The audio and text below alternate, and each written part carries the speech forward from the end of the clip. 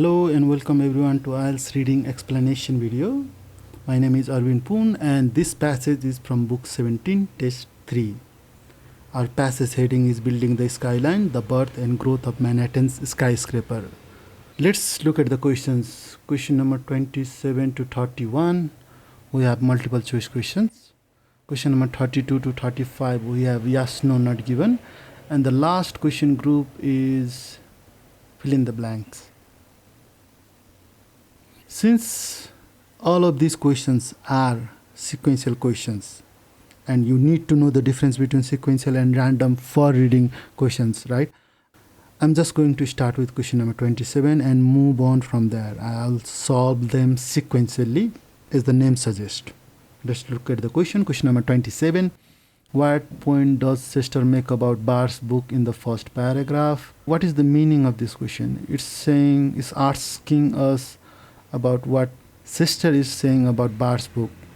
But if you look at the heading, it clearly says that this passage is a review of a book by Jason Barr. So the question is not unique. We just need to know which of the following option A, B, C or D is true.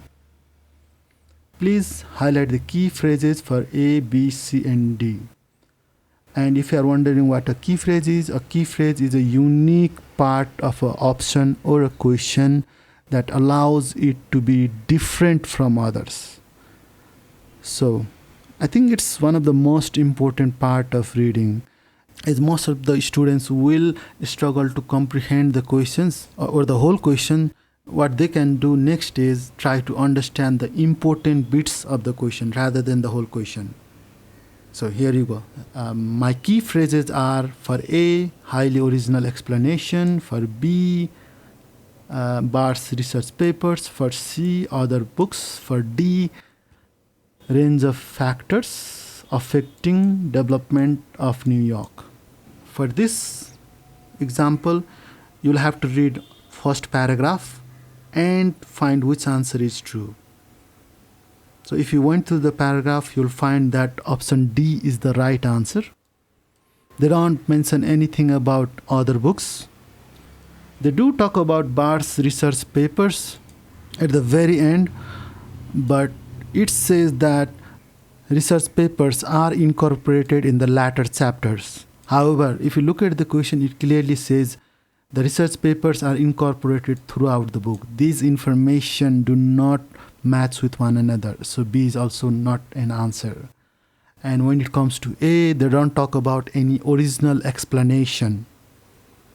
If you are wondering what that means, it means unique explanation. For IELTS, original means unique 90% of the time. Let's look at question number 28. How does Sister respond to the information in the book about tenements? Sister respond. Again, please read A, B, C and D. Pause the video, find the key phrase and come back to the video. If you highlighted reason for Barr's interest, potential problem, conclusion with other writers or sources for his research, then I think that's the best key phrase you can highlight here. Please find tenements in the passage. Tenements is present in the third paragraph of the first page. And if you read this sentence, I'm not talking about the paragraph. If you read the sentence with tenements, you'll find that she's complaining that when Barr talks about tenements and the skyscrapers, he's being very vague. Or what she's saying is she would have liked the writer to expand on his claim, which means she's indicating potential problem with his analysis. He made some claim in the book, but he never went on to explain what he meant by those claims.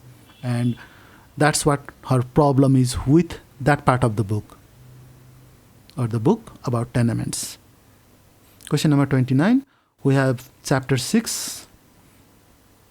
Before we actually try to find the answer, read A, B, C and D. What are the key phrases? Please pause the video and once you're done, come back. Our key phrases are conflicting data, focuses too much on trends, too specialized, research out of date. I'm searching for chapter 6. It is present in the third paragraph of the second page. In this part of the passage, you will find that they talk about how this paper may be too technical for general audience, or C, too specialized for most readers. That's why C is the right answer. Question number 30. What does Sester suggest about chapters focusing on 1920s building boom? 1920s building boom. Please read A, B, C, and D. Select the key phrases and come back to the video. Our key phrases are information organized differently, the way construction was financed, the explanation is unlikely, limited appeal to certain people. Basically what I did was I in a way summarized the options. Rather than reading the whole thing, you can only read part of it and still understand what the option is trying to say. However, I have to keep reminding my students, so I'm going to keep reminding people who watch this video, make sure you understand the options and the questions, because there is no way you can find correct answers on regular basis if you do not understand the questions. However, before we start question number 30, we have to find 1920s building boom, which is in the second last or our penultimate paragraph.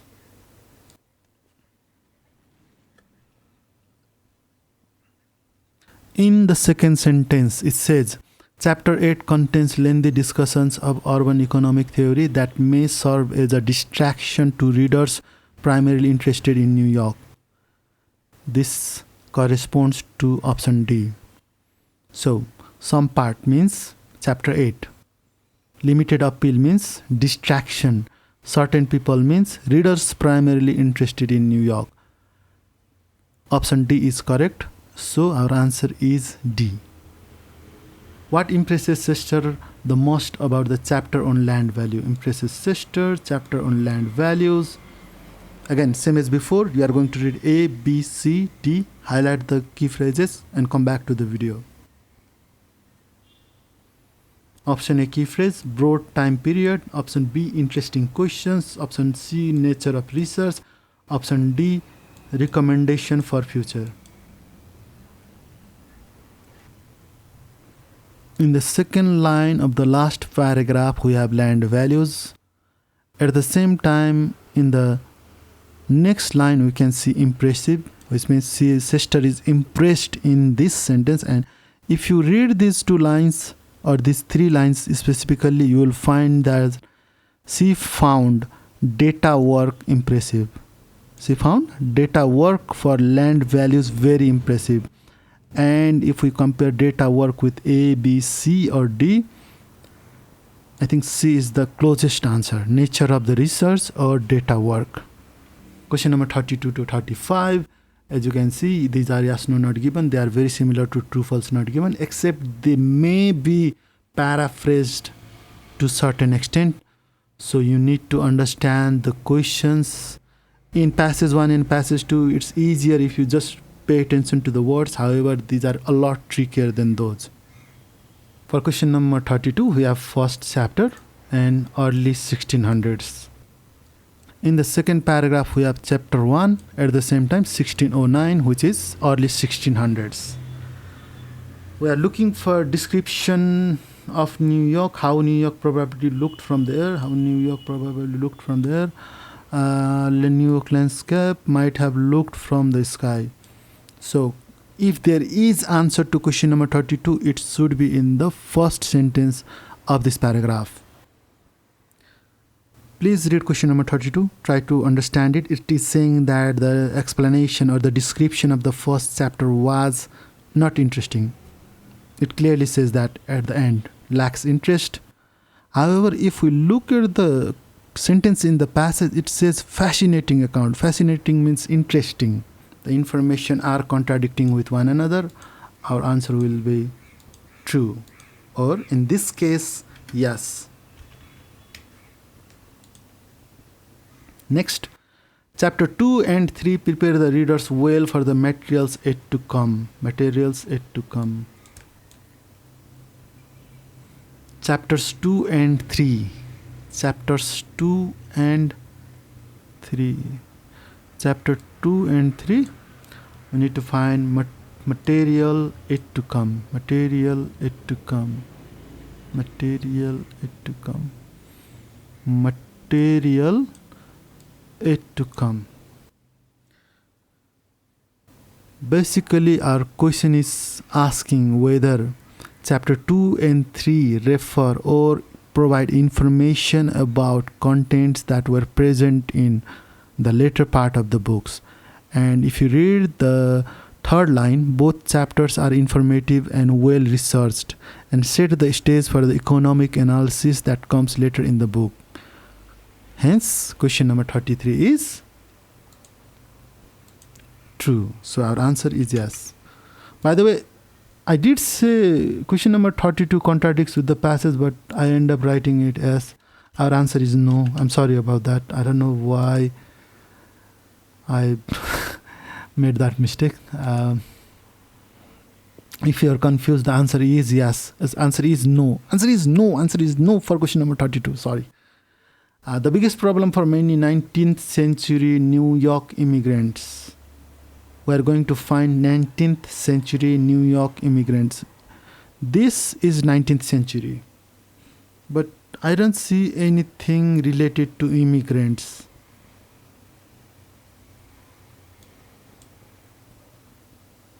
Okay. In the second page, first paragraph, we have 19th century as well as immigrants.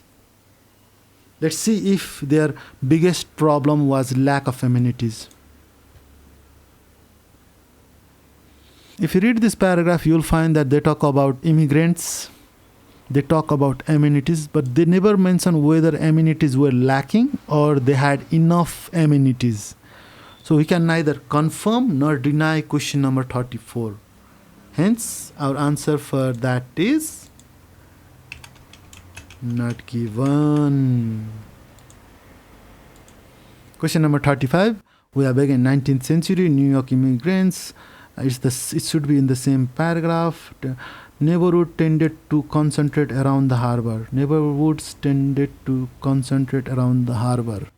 Most of these enclaves were located on the least valuable land between the industries located on the waterfront and wealthy neighborhood. So the information provided here, the location between waterfront and wealthy neighborhood is not harbor. So our answer is no. The information given in the passage does not match with the information given in the question. Question number 36. I think it's easier if we start with chapter 7. We can just search for the number. And in the first two words of fourth paragraph in the second page, we can find chapter 7. Let's look at question number 36. Does not explain why skyscrapers are absent from. So skyscrapers are absent from. They are not present somewhere. That is answer for question number 36. Skyscrapers not being built between two urban centers. Skyscraper not being built between two urban centers.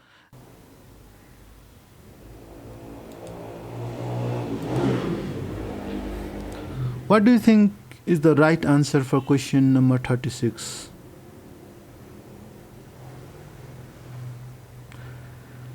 For question number 36, we don't have exact translation.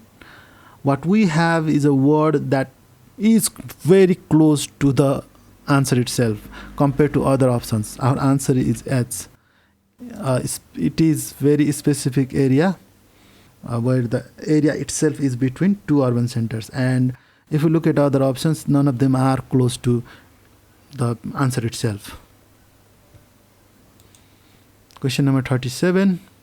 This cannot be regarded as, or we need to find cost of foundation first, then we can find cannot be regarded as. Cost of foundation increases foundation cost. Let's read this sentence.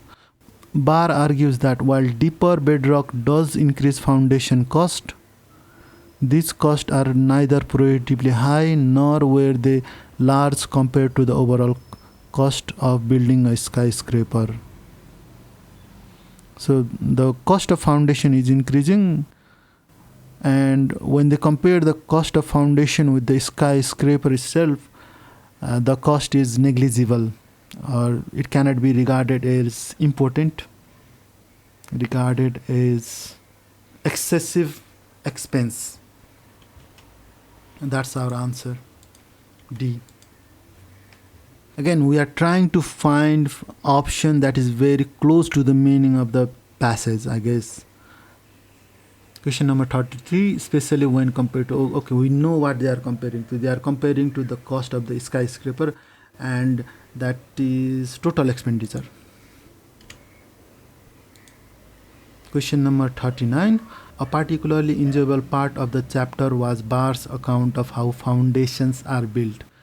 We can try to find particularly enjoyable, but I think it's easier if we find cations, as they are quite unique, and this is the first time I'm seeing this word, so it's easier. We can clearly see use of cation in this line here. How blank are made possible by the use of cation. So what has cation allowed people to do?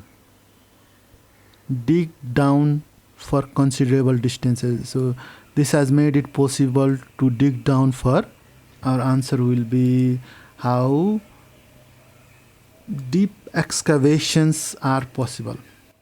But he also discusses there, in addition to that, what else is he discussing?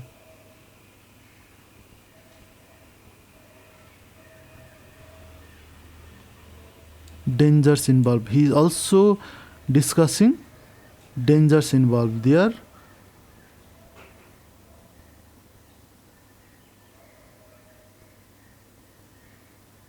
Associated risks. Okay, that is the end of this video. If you found this helpful, please like and subscribe, and I'll see you on the next video. Bye bye.